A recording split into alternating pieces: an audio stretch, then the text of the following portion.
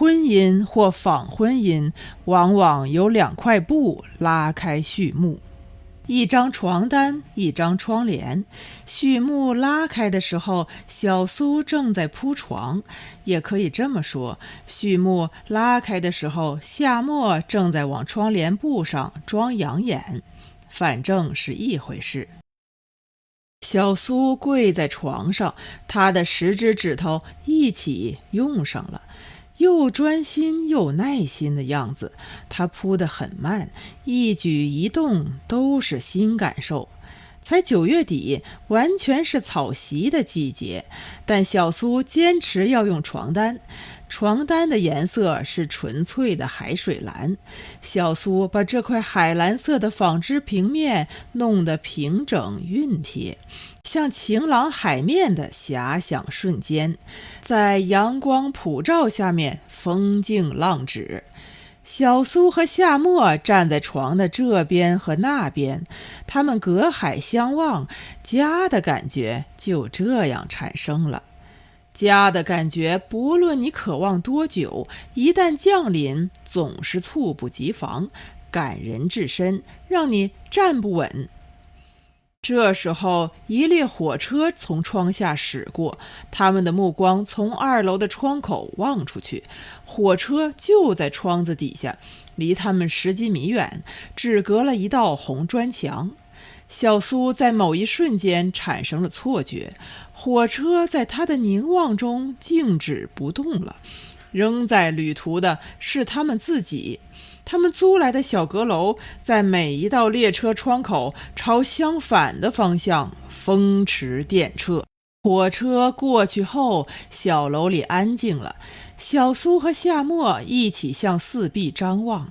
没有家具，但4块墙壁具体而又实在，看在眼里有一种被生活拥抱的真切感。夏末提着窗帘绕过床，拥过小苏，让她的2只乳峰顶住自己的胸。小苏吻过夏末的下巴，问：这到底是恋爱还是婚姻？夏末扬起脸，用下巴蹭小苏的额，眨巴了几下单眼皮，说：非法同居。阳台上响起了脚步声，听上去是个糙汉。窗口伸进来一颗大脑袋，布满铁道沿途的灰色尘垢。这颗脑袋笑眯眯的，大声说：搬来啦，这么快！夏末走到门前，对房东搬道工招呼说：耿师傅，到我们家坐坐。夏末说我们家时，故意回头瞟小苏，小苏听得很清楚，却装着听不见。小苏把短发捋向脑后，顺势侧过面庞，鼻尖上亮了一颗小亮点，是那种慌乱的幸福所产生的光。耿师傅放下铁道扳手，接过夏末递过来的红梅牌香烟，拽一拽门框后头的电灯开关线，关照说：没电表，电随你们用。随后退了2步，拧开水槽上方的自来水龙头，水也尽管放。耿师傅索性走到阳台西头的小屋，夏末知道他过去示范马桶水箱了，倚在门框上点了根烟。水箱水和耿师傅的小便一同冲了下来，卫生间里传来说话声：这是厕所。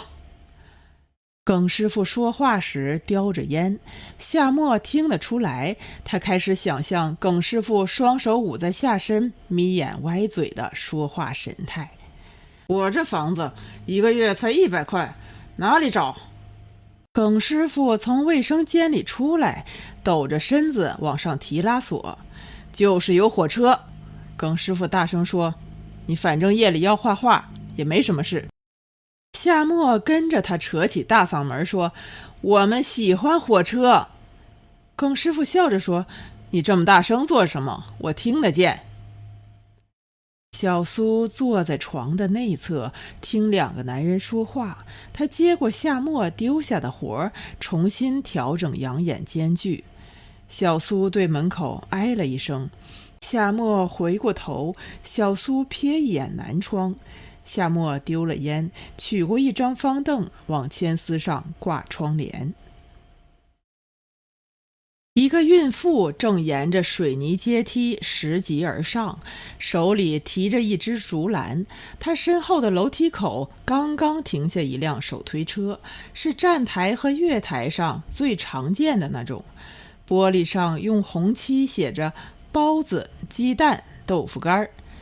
孕妇的身后跟着一个小丫头，7、8岁，活灵活现的样子，手里拿了半只冷狗，2片嘴唇被冷狗冻得红红的。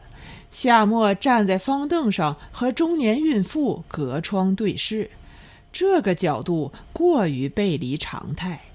孕妇仰着头，很客气地笑。耿师傅高声说：“他们过来了。”他走到窗下的楼梯口，从竹篮里取出最后一只肉包，塞在嘴里，嘟嘟哝哝地说：“怎么卖这么快？”耿师傅撅着嘴侧过头来，对夏末说：“我老婆阿娟，那是我宝贝丫头小铃铛。”夏末并没有急于招呼，他和小苏相互打量了一眼，视角差不多有70度，完全适合于表达疑虑。他们无声地望着小铃铛，无声地盯着阿娟的腹部。阿娟刚爬完楼梯，站在窗子底下大口吸气。耿师傅很开心地摸着小铃铛的腮，小铃铛的双手撑在门框上，一对黑眼珠对着2个生人伶牙俐齿。他咧开嘴，翘着2颗小兔牙。小苏说：“真是个美人坯子。”耿师傅笑着说：“也不能喊叔叔阿姨，是个哑巴。”阿娟说：“以为你们明天来，还没来得及给你们扫干净。”夏末和小苏没有回过神来，就会点着头笑。他们一高一低地站着，目送阿娟和小铃铛走过门前。小苏呕吐的感觉在这时凭空而来了，他毫无理由干呕了一声，随即捂上嘴冲出了房间。他趴在水槽上，弓下腰，一连干呕了好几声，只是呕出来一些声音，没有实质性内容。夏末跳下来，冲上去拍他的后背。小苏拧开水龙头，掬水漱口，直起身只是笑，睫毛上沾了几颗碎泪。怎么回事？小苏不好意思地说，也没吃什么。耿师傅和阿娟在门槛边早就停住了，不声不响回过来4条目光。小苏和孕妇的目光刚碰上，心里就咯噔一下，立即用巴掌捂紧嘴巴。他的眼睛在巴掌上方交替着打量身左身右，又快又慌。几双眼前前后后全明白了。夏末靠在床上，一晚上抽了一屋子烟。屋里没有开灯，但小苏感觉到厚重的烟霭。这种呼吸感受和铁轨两侧的视觉印象相吻合，灰蒙蒙地覆盖着粉质尘垢。小苏躺在夏末的内侧，脑袋塞在他的腋下。他的汗味闻起来有点焦躁。天很热，床单没有带来海风，只有全棉纺织品的傲闷。热这东西烦人，时间长了就往心里去。夏末的右手放在小苏腹部，指头四处乱爬，无序、无聊、无奈，体现出未婚男子的糟糕时刻。糟糕的男人少不了这种时刻，女朋友眨巴着迷惘的双眼汇报你的劳动成果，他有了。或者要过你的手，没头没脑的摁到腹部，给你一双汪汪泪眼，这里头有潜台词，简洁的3个字，都是你。夏沫的左手放在小苏腹部，叶的颜色和他的手感同等沉重，这是一个事故。夏沫摸出来了，他们出了大事故。小苏被夏沫的指头抚弄得难受起来，他用鼻头蹭夏沫的泪，小声说：“别弄了。”